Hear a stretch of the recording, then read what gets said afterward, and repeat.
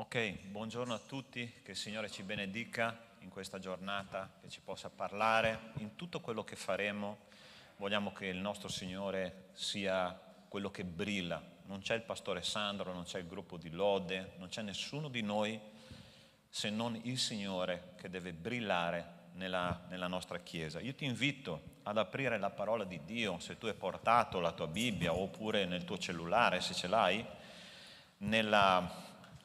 nel libro del profeta Isaia, Antico Testamento, Isaia 43, leggeremo un versetto solo, che è il versetto 19. Isaia 43, versetto 19.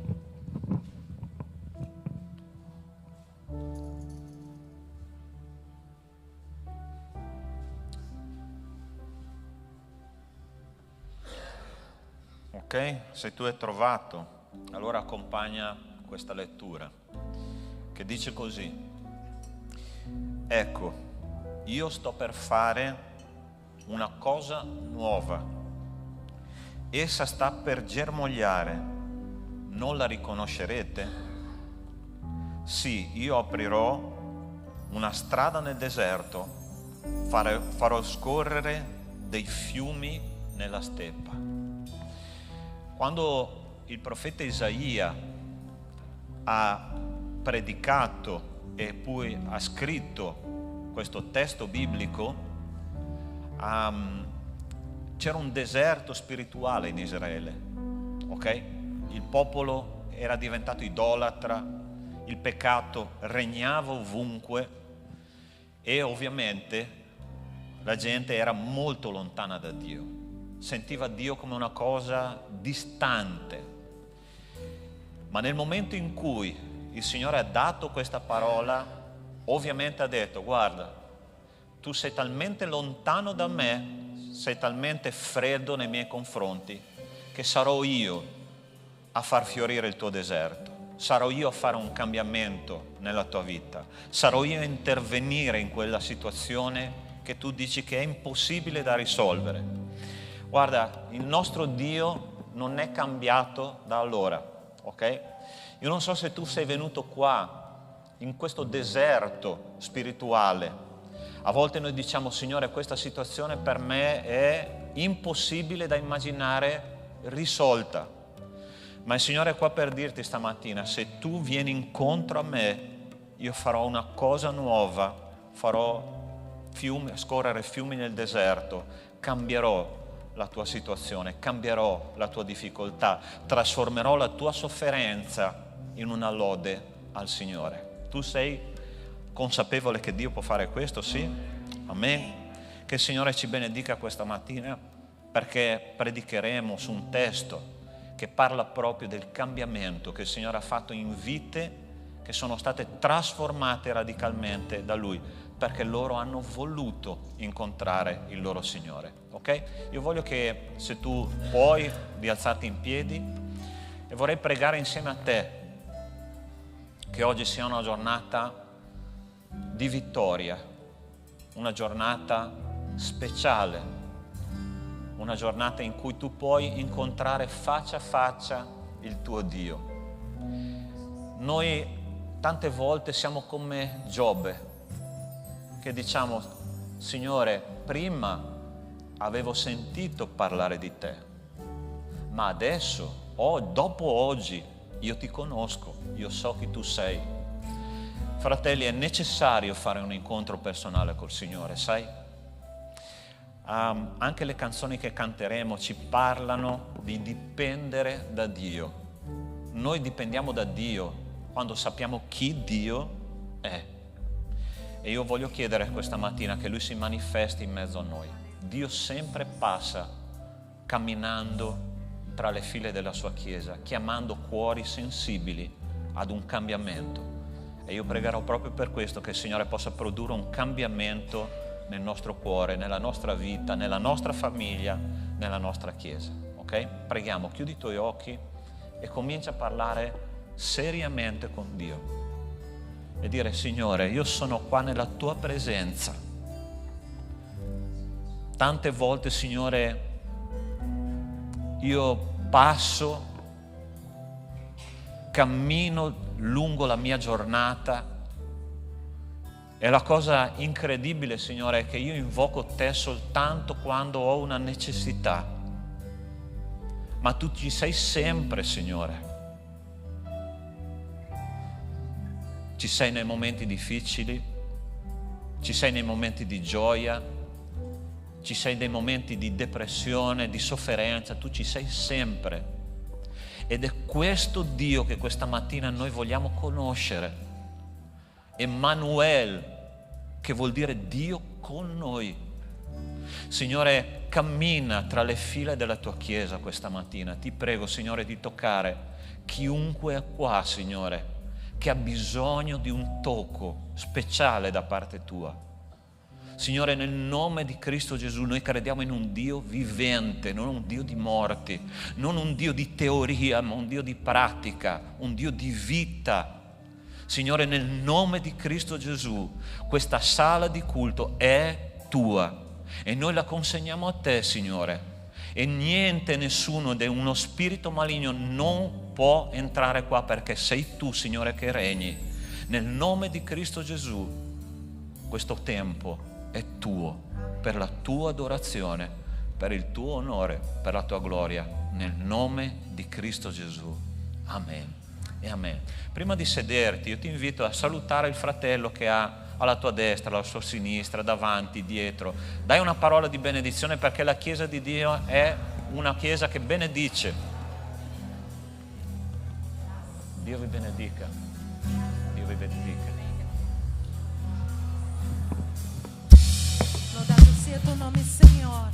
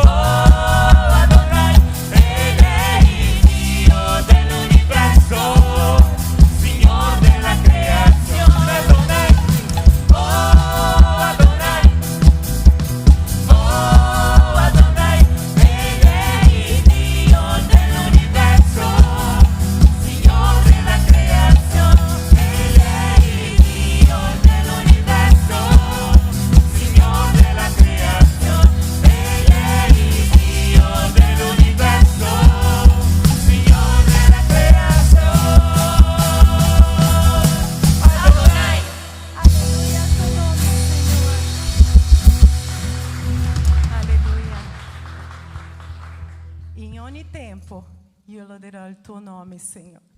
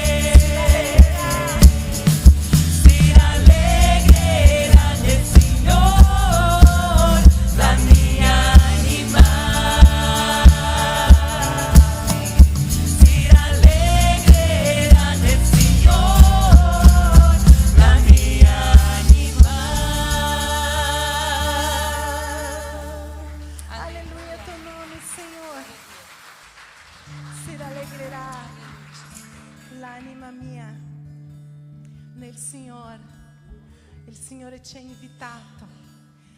invitato stamattina per lodare il suo nome, per ricordare ciò che Lui è nelle nostre vite. Io non mi stanco di dire, la lode è il ricordo di tutto ciò che il Signore è per te. Se tu non sei capace di alzare le tue mani, di alzare la tua voce, di lodare il Signore, è perché c'è qualcosa da cambiare, c'è qualcosa che tu devi verificare, perché la lode è il ringraziamento, è il riconoscere di quello che è il Signore per noi, e non c'è nulla che sia pari al nostro Dio. Lui è con noi, è il Dio Emanuele, ed è quello che mentre noi dormiamo Lui prende cura di noi, ed è quello che ha detto che noi siamo argilla in mano e vasaio, è quello che fa la trasformazione nelle nostre vite. Ma per tutto ciò succedere dobbiamo lasciare che che il Signore faccia l'opera nelle nostre vite. E noi abbiamo cantato che noi abbiamo cambiato il nostro lamento in danza, perché noi ci siamo fidati del Signore. Lui dice di lasciare tutte le cose a Lui, perché Lui ci pensa alle nostre vite. Mentre noi dormiamo, come ho detto prima, Lui lavora per noi. Amen. È il Dio Emanuele, è il Dio con noi, è il Dio che ci cambia, che ci trasforma, tutto nuovo, che cambia la nostra vita. Amen.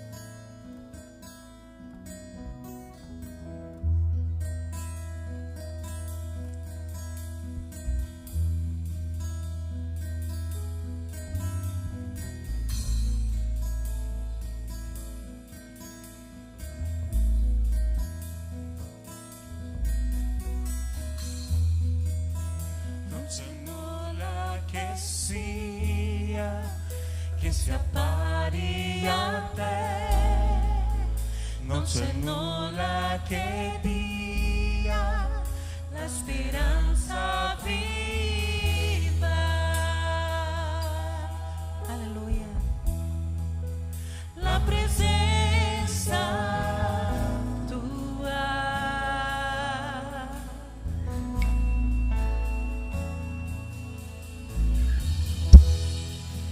e solo con te sento l'amore che porta la libertà.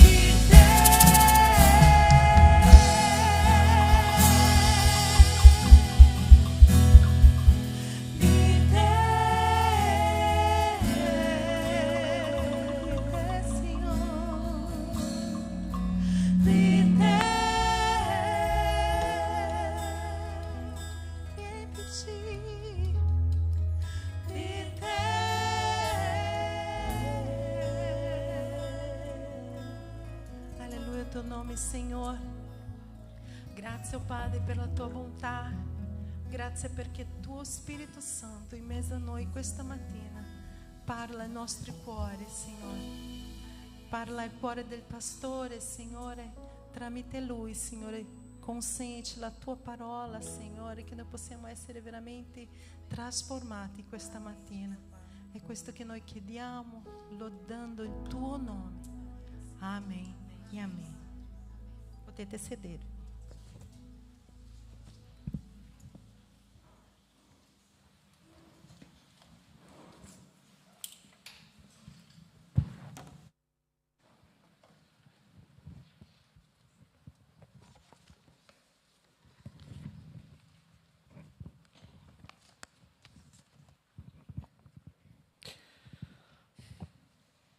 Io credo che oggi, come al tempo di quando Gesù camminava qua sulla terra, dove passa Lui qualcosa cambia. Dove passa Gesù i deserti si trasformano in luoghi fioriti, le tenebre si trasformano in luce. Ma come tante altre persone che hanno incontrato Gesù, a cui è stata trasformata la vita, come figli di Dio, come conoscenti di Cristo, noi dobbiamo fare un passo di coraggio, perché dobbiamo fare la nostra parte. Cristo è venuto per salvare, ma noi dobbiamo fare la nostra parte perché questa salvezza diventi effettiva in ciascuno di noi. Noi questa mattina leggeremo la storia di due persone che mentre Gesù passava hanno avuto la vita completamente trasformata da Cristo, ma che hanno fatto dei grandi passi nel mondo spirituale con coraggio e con fede, e questo ha cambiato le loro vite. Si trova in Luca capitolo 8, dal versetto 40 in poi, e leggeremo la storia della donna dal flusso di sangue e di Gairo, che era il capo della sinagoga. Luca capitolo 8, dal versetto 40 in poi, dice così la parola di Dio. Al suo ritorno Gesù fu accolto dalla folla perché tutti lo stavano aspettando. Ecco venire un uomo di nome Gairo, che era capo della sinagoga, e gettatosi ai piedi di Gesù lo pregava di entrare in casa sua, perché aveva una figlia unica di circa 12 anni che stava per morire. E or mentre Gesù vi andava, la folla faceva ressa intorno a lui. Una donna che aveva perdite di sangue da 12 anni aveva speso tutti i suoi beni con i medici senza poter essere guarita da nessuno. Si avvicinò di dietro e gli toccò il lembo della sua veste, e in quell'istante il suo flusso di sangue cessò. E Gesù disse: chi mi ha toccato? E siccome tutti negavano, Pietro, quelli che erano con lui, gli dissero: Maestro, la folla ti stringe e ti preme. Ma Gesù replicò: qualcuno mi ha toccato, perché ho sentito una potenza che è uscita da me. La donna, vedendo che non era rimasta inosservata, venne tutta tremante, gettatasi ai suoi piedi, dichiarò in presenza di tutto il popolo per quale motivo l'aveva toccato e come era stata guarita in un istante. Ma egli disse: figliola, la tua fede ti ha salvata, va in pace. Mentre egli parlava ancora, venne uno dalla casa del capo della sinagoga dicendo: tua figlia è morta, non disturbare più il maestro. Ma Gesù, udito ciò, rispose a Gairo: non temere, solo abbi fede e sarà salva. Arrivato a casa, non permise a nessuno di entrare con lui all'infuori di Pietro, Giacomo, il padre e la madre della bambina. Or tutti piangevano e facevano cordoglio per lei, ma egli disse: non piangete, perché non è morta, ma dorme. E ridevano di lui sapendo che era morta. Ma egli, prendendole la mano, disse ad alta voce: bambina, alzati. E lo spirito di lei tornò ed ella si alzò subito. Gesù comandò che le fosse dato da mangiare, e i genitori di lei rimasero sbalorditi, ma egli ordinò loro di non dire a nessuno quello che era avvenuto. Preghiamo che il Signore ci parli. Nostro Dio, una storia di un cambiamento radicale nella vita di queste due persone, che hanno incontrato te. Io so, Signore, che questa mattina ci sono tante persone, tante donne dal flusso di sangue che stanno perdendo, Signore, la loro pazienza nella vita, stanno perdendo il modo di affrontare la visione della vita. Guarisci, Signore. Ci sono tanti Gairo che dicono, Signore, non c'è più niente da fare in questa situazione. Io ti prego, Signore, di far risorgere la loro speranza. Te lo chiedo nel nome di Cristo Gesù. Amen. Gesù stava camminando per le strade della sua città e c'è un detto che sicuramente anche tu conosci che dice: il treno che porta la vita passa una volta solo, no? E a volte questa è una grande verità. Forse Gesù stamattina ti parlerà di una cosa che tu hai bisogno di guarire, che tu hai bisogno di cambiare in modo radicale, ma tu devi fare un passo verso Cristo che sta passando tra le file di questa Chiesa. Allora io mi sono chiesto, perché, Signore, hai dato un profondo cambiamento a queste due persone? Perché sono radicalmente diverse l'una dall'altra, no? Una donna che era bandita dalla città perché aveva questo flusso di sangue. Secondo la legge di Mosè questa donna doveva essere confinata al di fuori della città perché la carica batterica che in quell'epoca questo tipo di donne con questa malattia avevano non gli potevano permettere di entrare in città, toccare oggetti o toccare persone perché era come una lebbrosa, ok? Ma Dio ha fatto un cambiamento nella sua vita. L'altro era una persona completamente diversa, era iperintegrata nella società, era Jairo. Jairo era il capo della sinagoga, un uomo molto rispettato, un uomo amato da tutti perché era quello che dava insegnamenti alla comunità. Ma è interessante che ci sono dei punti in comune tra queste due persone, ok?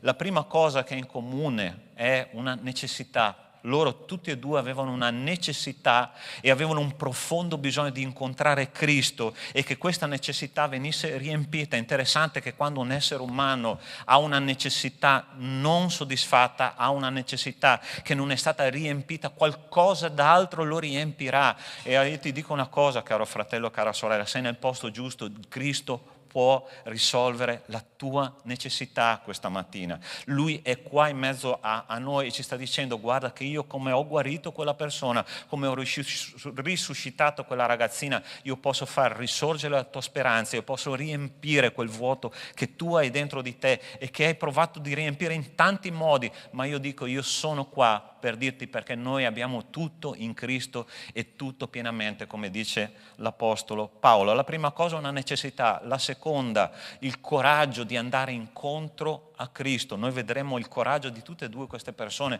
perché non sono andati incontro a Cristo in un modo normale. Queste due persone sono andati incontro a Cristo con un coraggio incredibile e vedremo il perché.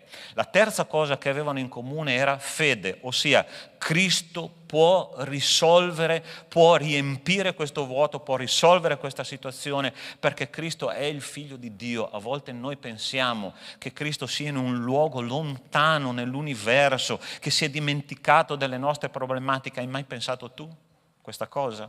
Solo il pastore ha pensato a volte? Perché tu sai che anche i pastori non sono angeli, no? Neanche morti, hanno bisogno come gli altri di credere che Dio è lì in mezzo alla tempesta, no? E Dio è in mezzo alla tempesta, ma noi dobbiamo crederlo. E queste due persone avevano una fede che nonostante gli ostacoli quasi insuperabili, anzi addirittura nel caso di Gairo insuperabili, hanno detto no, io continuerò a credere che Cristo può risolvere questa situazione. E ultima cosa, loro avevano una cosa che tanti di noi purtroppo non hanno. Noi pensiamo che a volte Dio sia qua per risolvere esclusivamente le nostre problematiche, ma la prima cosa che il Signore vuole risolvere è la nostra posizione eterna, è la nostra salvezza, è quella la priorità. Tante volte noi rimaniamo delusi nelle chiese, delusi coi fratelli, delusi coi pastori, delusi dall'ambiente, delusi da Dio, E sai perché? Perché non cerchiamo la cosa prioritaria, che è la salvezza in Cristo Gesù, nostro Signore. Sai quante persone sono sedute qua che ancora non conoscono Cristo personalmente? La parola di Dio dà un numero che a volte a me spaventa, che è il 50%. Ti ricordi quando Gesù parla delle 10 vergini? Quando lui parla delle 10 vergini dice 5 saranno prese e 5 saranno lasciate. Questo significa, se noi prendiamo questo numero letteralmente per quello che è, 5 persone su 10 in questa comunità ancora non ha un rapporto personale con Cristo, ha solo sentito parlare di Cristo e ha bisogno della salvezza. E quando io conosco Cristo e quella salvezza entra dentro nella mia vita, riempie un vuoto talmente grande che tutto si risolve, anche nelle tempeste più profonde, più brutte della vita. Il Signore dice: io sono con te e questo ci basta. Allora, 2 storie completamente diverse l'una dall'altra. La donna dal flusso di sangue. Questa donna che cerca di farsi largo in mezzo alla folla. Immagina insieme a me, ok? Ammettiamo in un momento che questa donna adesso sta entrando in questa chiesa, entra per quella porta là e qua davanti c'è Cristo il Signore e tutti noi siamo seduti ad ascoltare il Signore che predica la parola di Dio, e lei arriva e la prima cosa che fa è corre incontro al Signore, va incontro al Signore e cerca di toccare il Signore e cerca la soluzione della sua necessità. Ma la cosa interessante che succede è che lei non poteva farlo in mezzo alla folla, perché, come ho detto prima, lei era bandita dai villaggi, era bandita dalle persone, non poteva toccare oggetti, non poteva toccare persone, perché lei trasmetteva batteri. E quindi la legge di Mosè gli diceva: stai fuori dal villaggio, tu sei bandita dalle relazioni umane. Ma quella donna fa qualcosa di completamente diverso in quel momento. Lei si intrufola in mezzo alla folla, probabilmente, non è scritto qua, ma è intuibile che avesse un cappuccio sulla testa per non farsi riconoscere. E lei non poteva andare da Gesù davanti, in faccia a faccia, ma ci va da dietro. E la parola di Dio dice a un certo punto in questo testo, se possiamo andare nell'altra slide, nella seconda, per favore. Ce la facciamo? Ok, dice così in un brano parallelo in Matteo 9,21, diceva fra sé, ossia la parola di Dio ci dice anche quali erano i suoi pensieri. Guarda che bello che noi possiamo andare nella parola di Dio, nella testa delle persone. Lei diceva fra sé: se riesco a toccare almeno la sua veste sarò guarita. Nella sua mente la soluzione si chiamava Cristo Gesù il Signore. La tua soluzione si chiama Cristo Gesù il Signore, e toccare la veste di Cristo cambia tutta la vita, cambia tutta l'esistenza. E sai perché questa donna era così saggia? Perché lei voleva toccare non un punto qualsiasi della veste. La parola di Dio dice che lei voleva toccare il lembo della veste. Sta attento che cosa c'era nella testa di questa donna. Sai perché la donna voleva toccare quel lembo, quella parte finale della veste di Cristo? Perché nella veste dei rabbini, Gesù era un rabbi, era un maestro, c'erano sul lembo della veste c'erano dei fili di colore violaceo, o la parola di Dio a volte traduce con celeste, ossia un colore che ha a che fare con il cielo, ok? E quei piccoli fili che erano attaccati al lembo della veste rappresentavano il patto che Dio aveva fatto col suo popolo attraverso il sacrificio di Cristo che un giorno sarebbe venuto. Ok? Allora quella donna, in poche parole nella sua mente, stava pensando: oggi io devo passare in mezzo a questa folla, devo toccare la profondità, il cuore del patto che Dio ha fatto con me, perché se io so che se tocco quel patto il mio problema sarà risolto. Ed è interessante che lei riesce a infilarsi in mezzo alla folla, riesce a toccare il lembo di quella veste, e la parola di Dio dice che istantaneamente il suo problema si è risolto. Completamente e istantaneamente il suo problema è sparito. E la cosa interessante è che Gesù a un certo punto si ferma e dice: qualcuno mi ha toccato. Ossia, La folla tirava Gesù da una parte, tirava Gesù dall'altra, tirava di qua, prendeva di là, lo abbracciava, cercava di toccarlo per risolvere i suoi problemi. Maestro, Pietro, no? Sempre il primo che parla. Maestro, ma insomma, tutti ti toccano. Ma Gesù dice, il tocco che io ho sentito è diverso. Perché nel momento che io ho sentito una mano toccarmi sul lembo della mia veste, una potenza è uscita da me. Stai capendo la differenza? Ossia, tutti noi siamo qua seduti, ok? Gesù sta passando in mezzo alle file di questa chiesa. Tanti di noi vogliono toccare la potenza di Cristo, ma in questo testo biblico c'è scritto che solo una donna con una necessità, ha detto: se io tocco, qualcosa succede. E nel momento in cui Cristo ha sentito questa potenza uscire da lui, quella donna è guarita e quella donna ha detto: io sono stata toccata da Cristo. Allora, fratello, sorella, il mio desiderio questa mattina, in mezzo alla tua tempesta, in mezzo alla tua necessità, in mezzo alla tua sofferenza, l'ostacolo che tu dici è impossibile, io ti chiedo, fai come quella donna ha fatto. Cerca un modo per arrivare ai piedi di Cristo, non accontentarti di una religiosità vuota seduto in quella seggiola. Abbiamo bisogno di toccare la veste di Cristo e di dire: Signore, io ho bisogno di te perché da solo non ce la faccio, ma so che tu sei la soluzione alla mia esistenza. So che tu sei la soluzione alla mia sofferenza. So che tu mi darai un martello per spaccare questo muro che mi impedisce di camminare insieme a te. Io so che tu, Signore, sei tutto quello di cui ho bisogno. In Cristo noi abbiamo tutto pienamente. La parola di Dio ci dice che a un certo punto la folla si ferma e Gesù chiede: chi è stato a toccarmi? Ed è interessante che quella donna si fa avanti tutta tremante, no?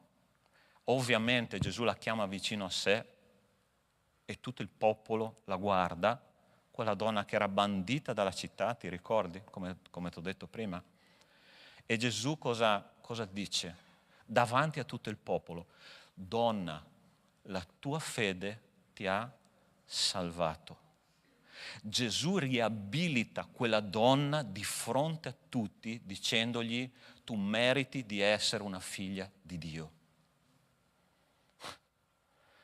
Gesù prende tutte le nostre spazzature. Gesù è il riciclatore di rifiuti più incredibile dell'universo. Lui prende tutte le nostre spazzature, lui prende tutti i nostri traumi, prende tutte le nostre necessità, li ricicla e ci dà una nuova speranza, ci dà una nuova dignità, ci dà un nuovo coraggio per vivere. Fratelli, tu pensi che la vita di un pastore sia semplice? Ogni giorno io ho una lacrima da versare, vi posso assicurare, ma ogni giorno il Signore mi dice: io sono con te, ti accompagno ad ogni passo e ti posso assicurare che Dio è nel tuo posto di lavoro, Dio è nella tua scuola, Dio è lì quando dormi, Dio è lì quando soffri e Dio sarà lì nell'ultimo respiro della tua vita. Lui ti prenderà e ti accompagnerà nell'eternità con i suoi angeli e ti dirà a un certo punto: ben fatto figlio mio, entra nella gioia del tuo Signore.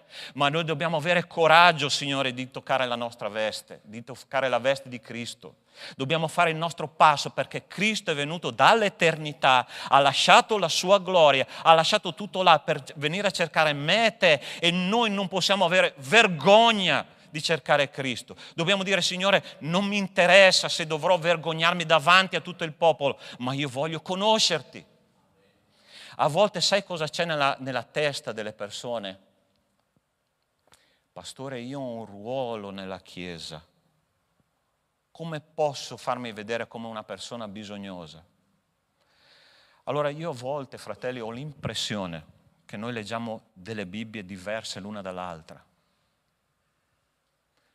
Perché quando leggo la parola di Dio e vedo Pietro spogliato del suo essere apostolo, che va da Gesù e gli dice: Maestro, allontanati da me perché sono un peccatore. E il Signore gli dice: va, perché io ti farò pescatore di uomini. L'umiltà, fratelli, precede la gloria. E chi si abbassa sarà innalzato. Al contrario, chi si innalza sarà abbassato. Questa donna si è abbassato e ha ricevuto quello che lei aveva bisogno. Smetti di stare sul tuo piedestallo e dire: io non mi farò vedere dagli altri piangere. Se vuoi venire a vedere piangere ogni tanto vieni a casa mia, ok? Un uomo piangere, 58 anni, ma piango nella presenza di Dio. Piango con mia moglie quando ci sono delle cose che non riusciamo a affrontare. Ma sai questo? Il Signore ci ha sempre portato fino a qua e, come dice Neemia, fin qui il Signore ci ha soccorso. Dio ti ha tenuto in piedi fino a qua. Corri incontro al Signore, tocca questa veste di Cristo, pretendi di conoscere Dio tu per tu, perché non possiamo essere sazi, fratelli, di leggere libri, di ascoltare sermoni, di cercare predicatori secondo le nostre voglie e sentire che qualcuno conosce qualcuno che conosce qualcuno che conosce Dio. E io voglio conoscerlo di persona, non voglio sentire solo parlare di Lui. Ti basta questo? Una volta che sei arrivato a Dio non c'è più niente in là, ma là ci devo arrivare e dire: Signore, ho bisogno di te. Non posso fare senza di te. E come abbiamo cantato, fratelli, noi non possiamo fare niente senza di Lui. A volte noi siamo nel centro della tempesta. Ed è interessante la storia di Giobbe, che ha sofferto come un cane, quella malattia, ha perso tutto. E quando lui ha cominciato a lamentarsi con Dio, ti ricordi la sua storia, no? Lui si è lamentato per tanti capitoli, finché a un certo punto il Signore che cosa ha fatto? La parola di Dio dice che il Signore risponde a Giobbe dal centro della tempesta. Dove era Dio? Nel centro della tempesta. Dio è nel centro della tua sofferenza ed è lì per dirti: sono qua, cerca di capire il mio piano, perché il mio piano per te è meraviglioso. Questa donna è stata riabilitata agli occhi di tutti, è stata guarita, ha trovato il suo scopo, ha trovato il suo rapporto personale col Signore, ma soprattutto ha trovato la salvezza. Ma c'è l'altra storia, che è quella di Jairo, il capo della sinagoga, ok? Non era una persona qualsiasi, era un insegnante, ascoltami bene quello che ti dico adesso, ok? Era un insegnante della parola di Dio. Le persone andavano da lui a chiedere consiglio sui problemi della vita. Lui sfogliava la parola di Dio e diceva: guarda, questo testo ti aiuterà, questa cosa ti aiuterà. E lui era considerato un pilastro della società di quel tempo. Ma a un certo punto anche a lui capita una cosa che non c'era soluzione, ossia muore la figlia, 12 anni, nel fiore dell'età, proprio l'amore di papà, il fiore all'occhiello della famiglia, una giovane che per qualche motivo, con una malattia degenerativa, muore. E lui che cosa fa, dice la parola di Dio? Guarda la cosa interessante, ok? Guarda se lui non si è umiliato. La parola di Dio dice che a un certo punto lui esce dalla sua sinagoga, non fa come la donna che gli va da dietro, ma gli va faccia a faccia a Gesù, perché lui era una persona stimata. Probabilmente la folla si è aperta, ha lasciato passare questo maestro della legge e la parola di Dio dice che lui si è gettato ai piedi di Cristo implorandolo di fare qualcosa. Allora ti chiedo una cosa: si è umiliato, sì o no? Avrebbe potuto dire, io sono maestro della legge, io conosco la parola di Dio, io so come si fa, basta che io faccia questo, quest'altro, meccanicamente vedrai che il Signore mi risponde. Ma lui ha affrontato un problema che non si poteva risolvere.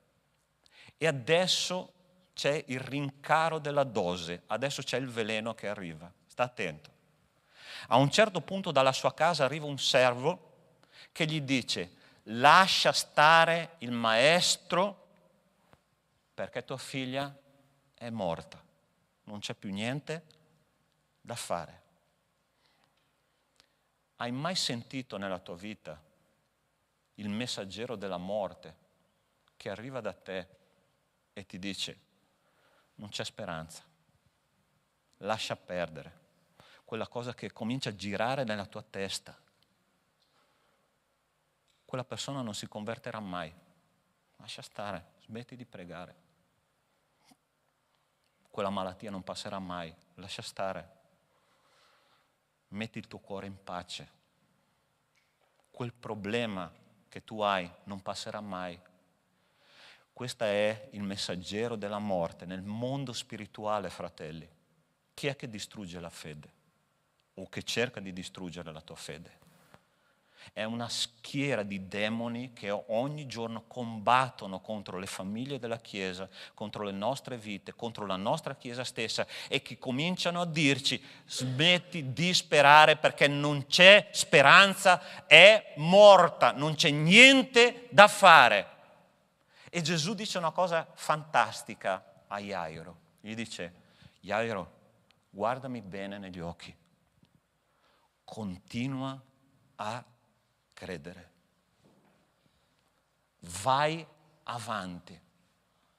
A volte noi cominciamo bene il cammino. Ti invito solo un minuto a ricordare il momento in cui tu ti sei convertito o convertita, ok? Ti ricordi quando hai cominciato a camminare sulle acque? Ogni giorno il Signore aveva una rivelazione per te, la gioia che esplodeva, hai trovato la tua chiesa, hai trovato i tuoi fratelli, l'entusiasmo non finiva mai, volevi andare ai culti, volevi andare agli studi, volevi andare alla preghiera, essere presente ogni giorno in chiesa. È vero o no? E poi piano piano questo entusiasmo ha cominciato a calare, piano piano hai cominciato a scartare un impegno, poi l'altro, ogni tanto tu cominci a soffiare, dico, anche oggi devo andare allo studio, anche oggi devo andare a pregare, anche oggi devo andare. Noi abbiamo cominciato a mettere i piedi sopra l'acqua, a camminare sopra l'acqua, ma a un certo punto abbiamo cominciato a guardare il vento intorno a noi e abbiamo cominciato a pensare, forse a volte inconsciamente, il Signore non risolve i miei problemi, perciò cosa vado a fare? E il Signore dice, continua a camminare sulle acque, vai avanti, smetti di guardare il vento, perché se tu vai avanti arrivi al punto d'arrivo. Ed è interessante che Gesù dice a Jairo, va, continua a camminare, continua a credere, perché io farò qualcosa di diverso. Arriva davanti a casa e le persone stanno facendo cordoglio per questa ragazzina, tutti piangono, e quando Gesù dice, non piangete, perché questa bambina non è morta, sta dormendo. Cioè, vedi come Gesù guarda in modo diverso le situazioni. Non c'è speranza, calma. Signore, è finita. Adesso comincia, perché adesso entro in gioco io. Quando il tuo orgoglio è abbastanza basso, allora io posso fare qualcosa veramente per te. E tutti ridono di lui. Interessante che la parola di Dio dice che si mettono a ridere per l'affermazione di Gesù, ma chi rideva dopo è stato Jairo. Chi rideva dopo è stato il papà di quella ragazza che è risorta. E dice la parola di Dio, a un certo punto Gesù ha detto, ok, bambina, con un comando solo, ha detto, fanciulla, alzati. E sulla base del comando di Cristo, quella bambina è risorta. La morte se n'è andata via. Quando Cristo darà un comando nella tua vita e ti dirà, è così che adesso, quella cosa cambierà di punto in bianco e tu vedrai risorgere la tua speranza, caro mio. ti sei sforzato troppo fino adesso. Hai faticato troppo con le tue forze e non hai contato sull'aiuto di Cristo. E Cristo dice: io darò un comando e quella cosa se ne andrà, scomparirà come nebbia al sole e tu rimarrai stupito come è rimasto stupito Jairo. Quella bambina è risorta e a un certo punto Gesù, per convincere al 100% le persone, il testo biblico finisce in questo modo dicendo: datele da mangiare. Ossia, non è un fantasma, è veramente risorta, datele un po' di cibo così vedete che lei mangia e che è una persona vera, non è finta. Gesù è qua per dirti questo, caro mio. Io sono qua e la tua speranza può risorgere, la tua malattia può essere curata, ma tu devi continuare a credere. Se tocco il lembo della veste di Cristo, qualcosa succede, qualcosa cambia. Allora immagina Cristo che sta passando per le file qua, ok?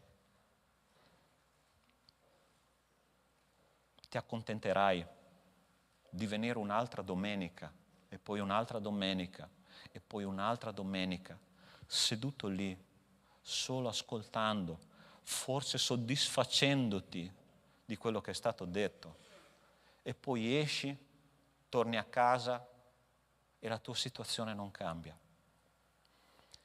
Il Signore dice: tocca la mia veste, come ha detto alla donna. E ha detto a Jairo: continua a credere, non ascoltare i messaggeri di morte. Continua a credere perché io sono il Signore della vita. Io vorrei pregare insieme a te oggi, ok?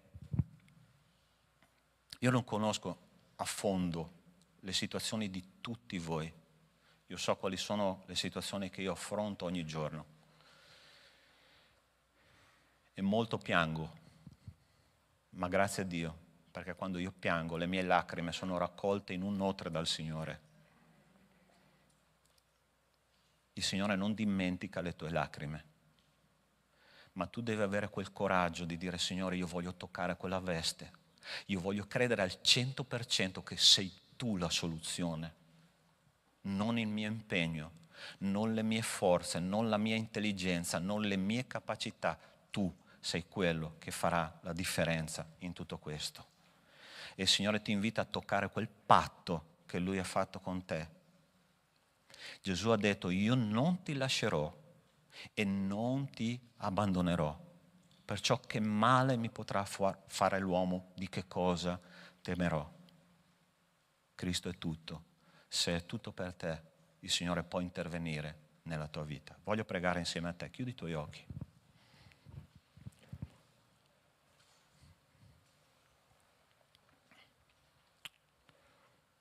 Se tu hai sentito che il Signore stava parlando con te questa mattina, e ti posso assicurare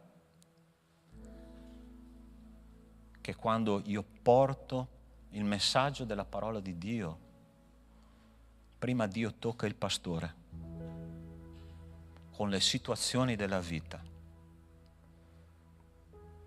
e poi il pastore porta quello che lui ha vissuto e ha sentito da parte di Dio. Ma sono sicuro che anche tu,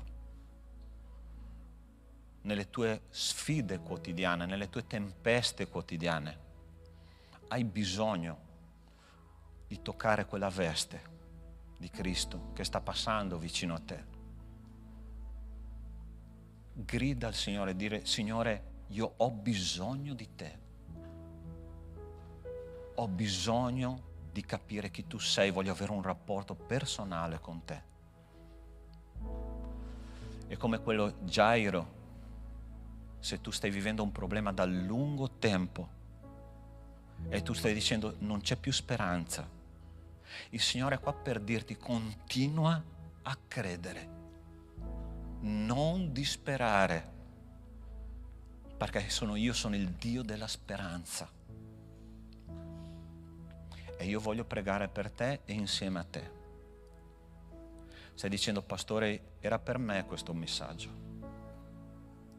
allora io voglio che in questo momento dai un passo di coraggio come quella donna, dai un passo di coraggio come Jairo, e ti chiedo di alzarti in piedi esattamente dove tu sei, perché io voglio identificarti e pregare insieme a te. C'è qualcuno che vuole la preghiera? Dio ti benedica qua a sinistra, Dio ti benedica, Dio ti benedica, Dio ti benedica lì. Amen. Abbi coraggio, consegna questa tua profonda necessità al Signore e vedrai che questo flusso di sangue che ti ha indebolito, questo flusso di sangue che ti ha debilitato, cesserà, perché io so che il nostro Dio è lo stesso ieri, oggi e sempre. Signore, io ti ringrazio per la vita di questi cari, Signore, che hanno dato un passo nella tua presenza e che stanno in mezzo alla folla col desiderio, Signore, di prendere la tua veste e di dire: Signore, io voglio essere guarito, voglio essere guarito. Signore, quando tu vai vicino a una persona, come hai fatto col cieco, hai chiesto: che cosa vuoi che io ti faccia? È la nostra volontà, Signore, che fa la differenza, ma il tuo tocco fa tutto. Signore, io ti ringrazio per l'esperienza di culto di questa mattina.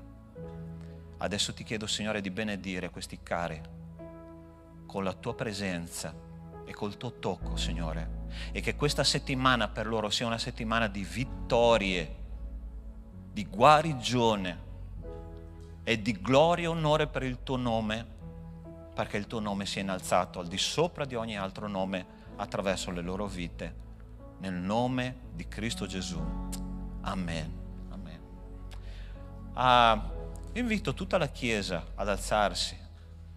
Puoi dare un abbraccio alla persona vicino a te, come ci hanno insegnato i giovani qualche settimana fa. La Chiesa è questo, cari miei. Cristo è in mezzo a noi. Amen.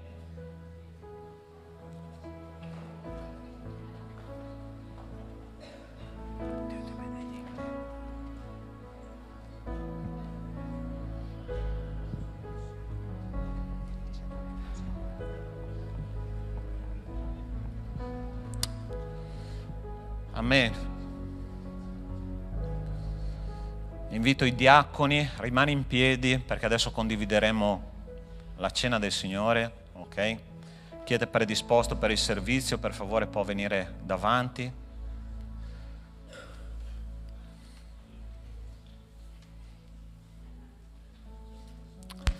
Questa settimana un ragazzo mi ha chiesto: pastore, ma perché ci sono ancora le seggiole distanziate? Perché io voglio abbracciare la persona vicino a me senza alzarmi. Non c'è più bisogno, no, di quella massima attenzione che avevamo con mascherine, distanziamento. Ok, il Signore ci ha dato finalmente di nuovo questo modo, no, di stare insieme anche un po' più prossimo alle persone. Quindi se tu hai deciso di condividere questo momento con i tuoi fratelli, con le tue sorelle, ti invito a fare la fila, noi ti aiuteremo a servire. Quando hai preso i 2 elementi puoi andare a risederti e consumeremo insieme la cena del Signore, ok? Perché è così che ha fatto Gesù con i suoi discepoli. Chi ha deciso di prendere la cena del Signore può venire.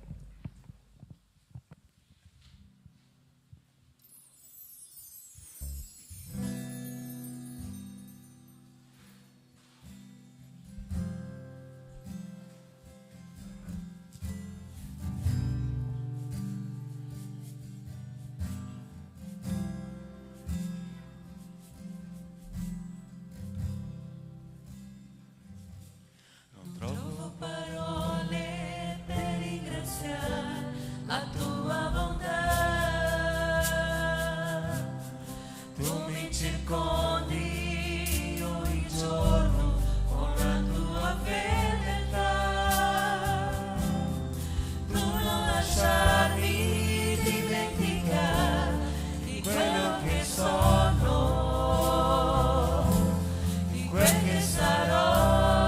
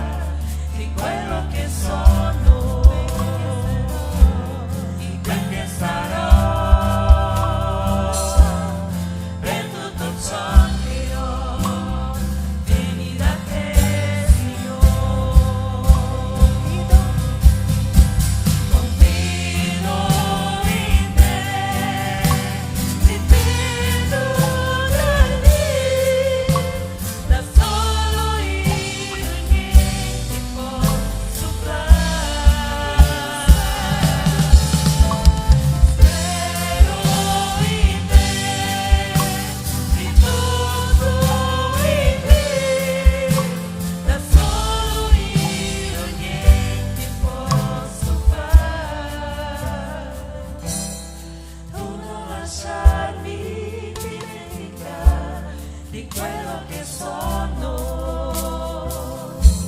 di quel che sarò, per tutto ciò che ho, vieni da te, Signore. Tu non lasciarmi dimenticare che di quello che sono, di quel che sarò, e tutto ciò che ho, vieni da te, Signore.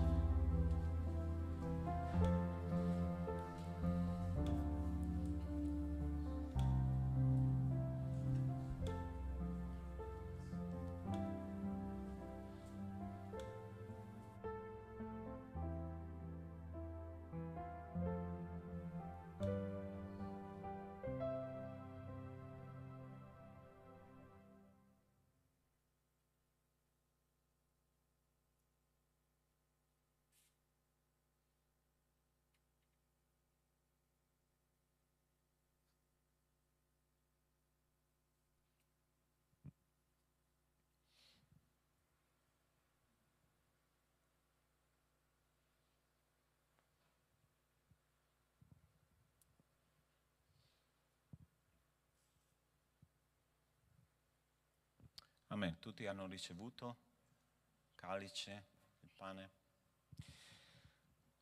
Tutte le volte che ci avviciniamo alla cena del Signore, la mia testa torna a quel momento in cui Gesù ha istituito questo ordinamento, no? La cena del Signore. Ci sono due ordinamenti nella fede cristiana, il battesimo e la cena del Signore. Ma la cena del Signore è una cosa veramente particolare, molto profonda, no? E tutte le volte io penso, quando lui stava condividendo calice e il pane con i suoi discepoli, c'è una scena meravigliosa nella stanza dove Gesù stava condividendo questi elementi, no? Giovanni apostolo che si piega con la sua testa sul petto di Gesù, dopo che Gesù ha annunciato che qualcuno l'avrebbe tradito, e gli chiede: Maestro, ma sono io che ti tradirò? Ossia, la sua preoccupazione era quella di stare vicino a Cristo, di non essere motivo di scandalo. E io credo che questo deve essere lo spirito con cui noi affrontiamo oggi la cena del Signore. Dichiara al Signore: Signore, tu hai dato il corpo per me, hai dato il sangue per me, io non voglio essere di scandalo, io voglio essere vicino a te. E mentre noi prenderemo questo pezzettino di pane, che non è nient'altro che pane, ok? C'è niente di mistico qua, ma questo rappresenta il grande amore di Dio per ciascuno di noi, che ha dato il meglio per me e per te, che è la vita del suo Figlio Gesù Cristo. Pensando a questo, prendiamo insieme.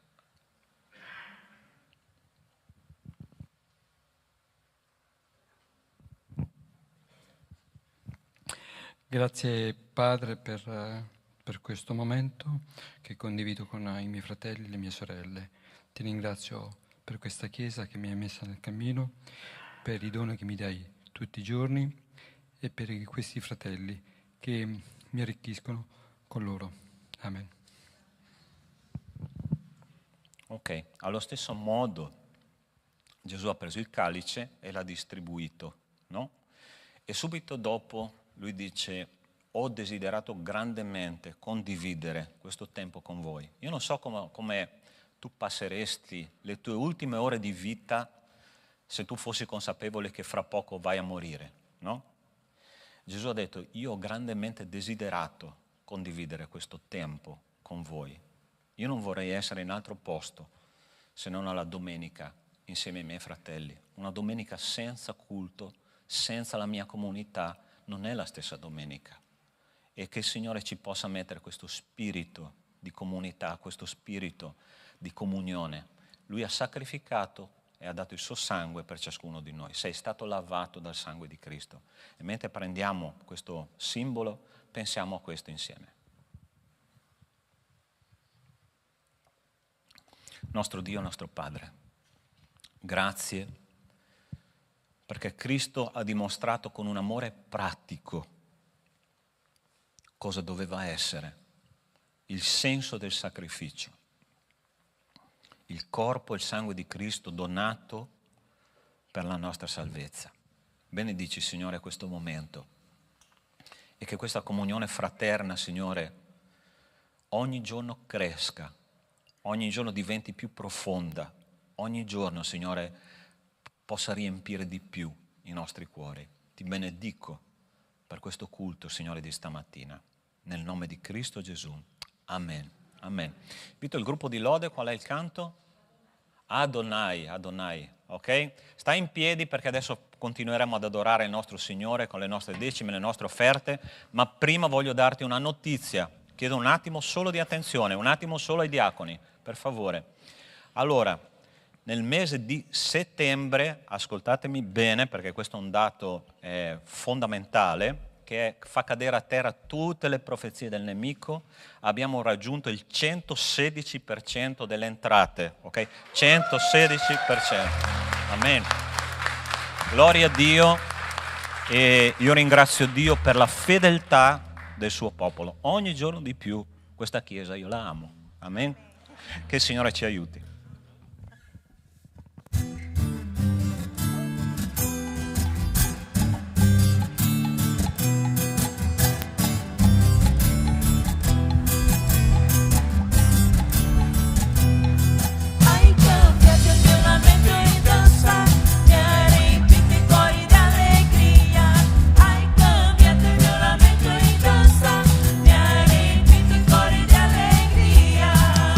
Per questo ti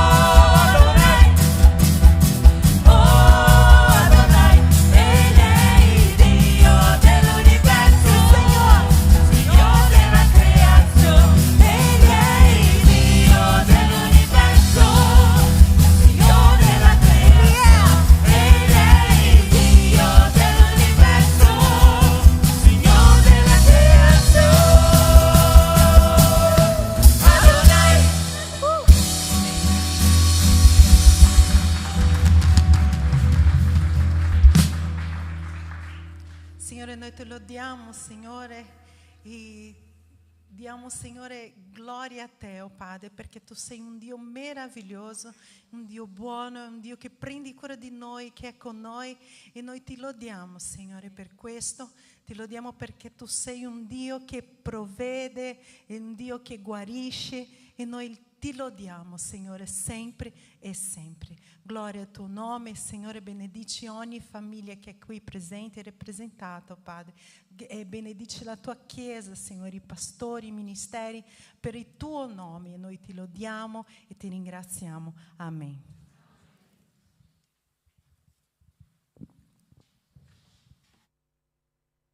Sì, ok, un minuto ancora vi rubo per gli annunci. Allora, subito dopo che abbiamo chiuso il culto, io chiedo a tutti i membri effettivi, membri attivi della Chiesa Battista Agape di fermarsi, perché avremo la nostra assemblea straordinaria, ok? Passerò la parola molto rapidamente al fratello Marcus, che è il presidente del nostro consiglio direttivo, e insieme al consiglio loro ci daranno alcune notizie a riguardo dell'andamento della nostra comunità. Okay? L'altra cosa importante, chi ha partecipato martedì scorso al corso di teologia può alzare la mano per cortesia? Ok, allora, questo martedì sono già passati 15 giorni, ok, questo martedì sarà la seconda parte, ore 20 e 15 qua in sala.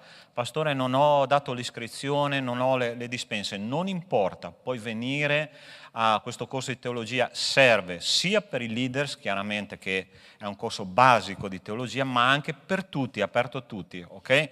Io penso che sarà un bellissimo percorso di formazione che sicuramente aumenterà la nostra consapevolezza di chi Dio è. Okay? Quindi sei invitato caldamente a venire martedì ore 20 e 15, più tutti i nostri incontri, quelli soliti, i gruppi di studio durante la settimana, l'incontro di preghiera del lunedì sera alle ore 21, l'incontro di preghiera qua in presenza alle ore 20 giovedì, okay? Il corso del coro, il coro alle ore 20 e 30, sì, vieni qua perché me lo devi dire tu questa roba.